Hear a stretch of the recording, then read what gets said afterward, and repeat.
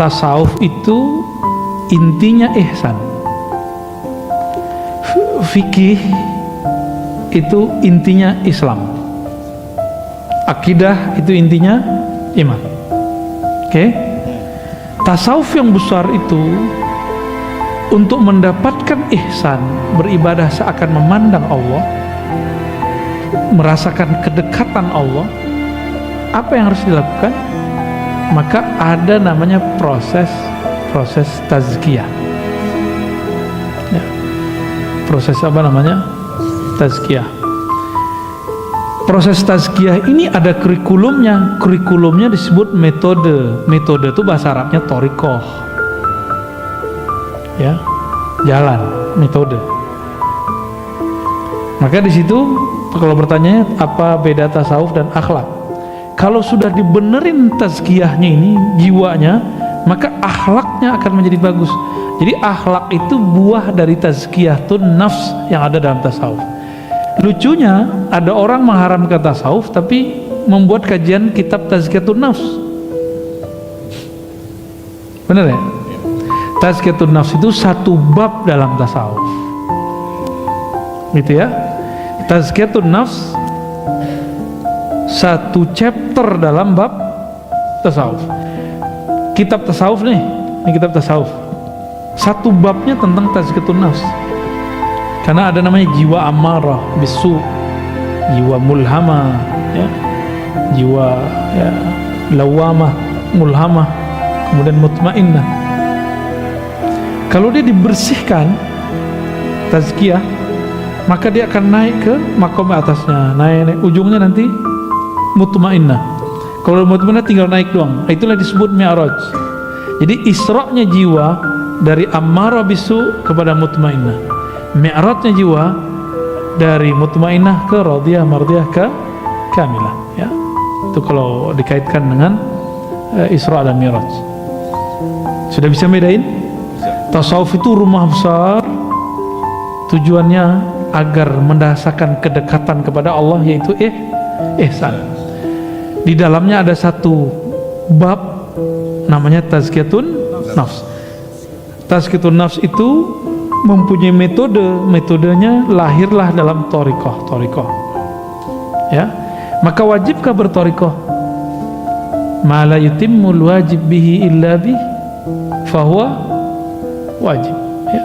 Apabila sesuatu nggak dicapai kecuali dengannya, maka dia jadi wajib gitu. Jadi misalnya nih, supaya saya seger saya harus minum, maka minum jadi wajib. Supaya pintar harus sekolah, maka sekolah jadi wajib. Di zaman Nabi ada sekolah nggak? Ada nyantri nggak? Ada rumah tahfiz nggak? Tapi supaya orang hafaz Quran, hafal Quran, maka perlu dibuka madrasah, ma'had, rumah tahfiz, gitu. Ini lucunya orang yang mengharam-haramkan tasawuf. Dia buat bid'ah sendiri. Dia buat metode ini, metode itu, doro ini, doro itu, rumah tahfiz ini dan itu. Itu kan metode menghafal cepat, metode hafal begini. Kenapa dalam menghafal boleh ada metode, tapi dalam tazkiyah nggak boleh beda metode? Nabi beda sahabat, beda cara loh. Ada sahabat pelit, nanya, wahai Rasulullah, amal terbaik apa? Nabi jawab, engkau ngasih makan anak yatim, engkau ngasih makan orang susah. Ada sahabat yang kismin, tahu kismin nggak? Nanya, wahai Rasulullah, amal terafdol apa? Nabi bilang, iman di kolbu. Ada orang nanya, orangnya pemarah. Nabi bilang, la taqdab falakal jannah. Kamu sabar aja, masuk surga. Kayak gitu Pak modelnya. Jadi Nabi itu beda sahabat, beda metodologis. Tarekat yang stagnan akan hancur dimakan zaman. Maka di zaman kita mesti merevisi kurikulum thariqah. Namanya nggak usah direvisi, namanya ditambahkan aja. Kayak di Timur Tengah itu, Naqsyabandiyah, Khalidiyah, Qadiriyah, itu nanti ada nama-nama tambahannya, Samaniyah, Qaribiyah, Samaniyah apa gitu. Jadi mereka suka nama-nambahkan di belakang sebagai bentuk ada revisi dan tajdid. Di Indonesia kan terlalu mensuci-sucikan thariqat. Oh begini kata guru kita. Ya, kalau udah nggak relevan di zaman ini gimana dong? gurunya sudah wafat, masuk alam sono, ya. Maka torikot pun mesti torikot yang mu'tabarah. Pertama, yang kedua mesti mursyidnya arif kepada Allah Subhanahu wa ta'ala, mesti. Kalau enggak, bukannya malah tambah dekat, tambah jauh, ya. Mau mendekat kepada Allah malah tambah jauh, gitu, ya. Wallahu a'lam bishawab. Tadi apa lagi? Dalam tariqah itu ada istilah suluk, baiat, dan talqin. Bisa dijelaskan, Ustaz? Waduh, bolong lagi. Suluk itu menempuh jalan. Jadi bapak nih, kata guru, kamu amalkan ini, bapak mulai ngamalin, itu suluk namanya. Suluk itu ada yang formal, berkhalwat, ada yang informal, atau ada yang temporal. Yang temporal ini yang biasa kita kerjakan. Misalnya bapak ibu ini diijazahkan guru untuk berzikir 1000. Nah, itu temporal 1000 doang. Kalau khalwat, jadi suluk bentuknya khalwat, bisa 10 hari, bisa 30 hari, bisa 4, terserah berapa perintah guru. Syekh Abdullah Faiz Dagestani, seorang mursyid Naqsyabandiyah, gurunya Syekh Haqqani, kan terkenal ya, Syekh Nazim Haqqani. Itu beliau kalau lagi suluk, Pak, antum nggak sanggup, aneh nggak sanggup, mikirin dunia wudu. Mikirin dunia wudu, lupa kepada Allah wudu, teringat dunia mandi tobat, ya. Itu thariqah beliau tuh. Jadi Naqsyabandiyah beliau sudah beda dengan Naqsyabandiyah sebelumnya.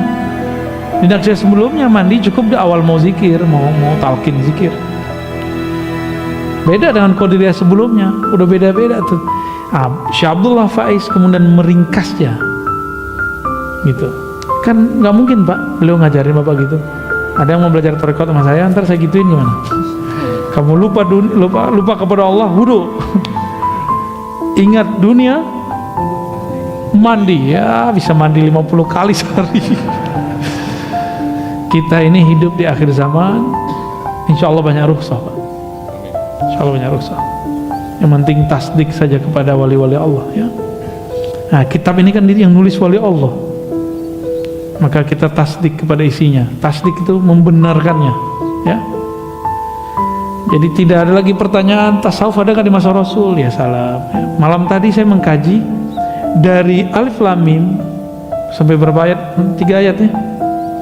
Sisi tasawuf dalam surat Al-Baqarah, setiap ayatnya ada. Tasawuf itu membahas mulai dari bab niat, tobat, sampai kemudian mahabbah, ridho.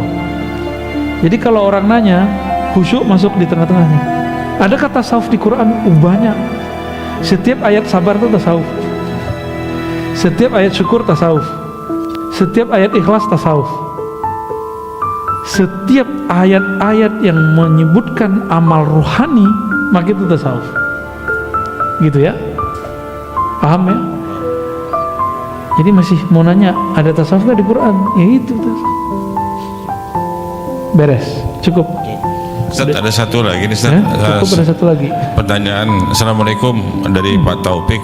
Dalam menyebarkan dan menyampaikan agama Islam, dahulu Rasulullah telah memberikan dakwah suri tauladan tentang cara-cara berdakwah, menjalankan 3 kaidah berdakwah: hikmah, mauizah hasanah, kemudian mujahadalah billati ihsan. Pertanyaannya, fenomena yang terjadi sekarang, banyak ustadz yang tidak menjalankan kaidah dakwah yang dicontohkan Rasulullah. Kira-kira kenapa dan kenapa bisa terjadi?